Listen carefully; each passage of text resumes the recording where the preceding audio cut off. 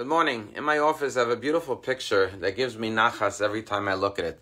It's a picture of our daughter Malka at the age of 15 volunteering at a very special program we have at the synagogue called Project Connect, which is a program that works with special needs children. And the greatest joy a parent can have is seeing their child give their heart and soul to help others. Well, tomorrow night, Malka, who in this photo is 15, is getting married. And Dini and I have the nachas and the joy. And we wish everyone joy and nachas from their children as well. And we look forward to celebrating with everyone on their simchas, as I know you're all celebrating with us on our simcha. In this week's Torah portion, we read about the craftsman, the artist, headed by Bezalel, the chief artisan, who designed all of the holy vessels in the tabernacle, in the Mishkan.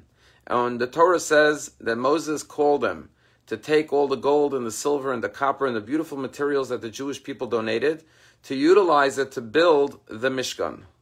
And then the Torah says that they came to Moses, Bezalel and his team of artists, collected all the gold and silver, but then it says, Vehem heviu nedava baboker, that these artists, including Bezalel, brought contributions as well very early in the morning. And the questions are threefold. First of all, why does the Torah single out the contribution of the artists? All of the Jewish people gave to the building of the Mishkan.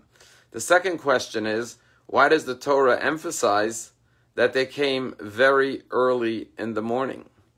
And finally, the question is, why is this significant?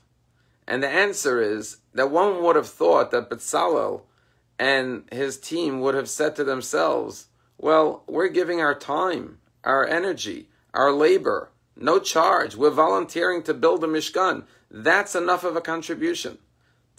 Tells us the Torah that no.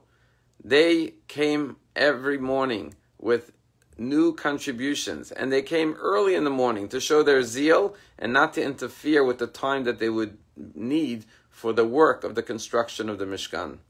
And this is the important lesson, that yes, we have to give our time and efforts, but we also have to give of our resources.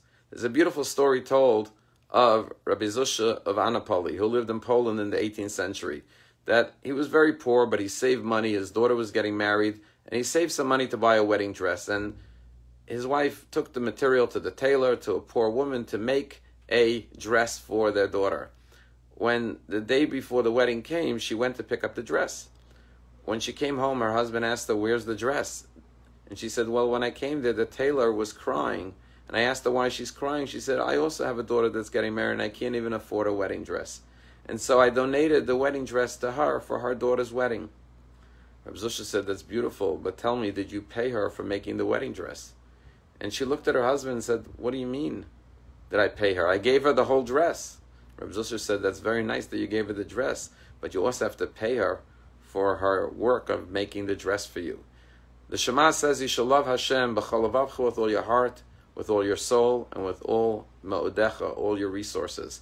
You have to put your heart and soul into every mitzvah, like the artists who built, designed, and created. But they had to fulfill the third part of the verse, b'chol ma'odecha, to give from all of their resources. Because for the artists, they were not just fulfilling an obligation. It was their privilege, it was their honor to be a part of such a holy and noble endeavor like building a home, a dwelling place for God. Have a wonderful day.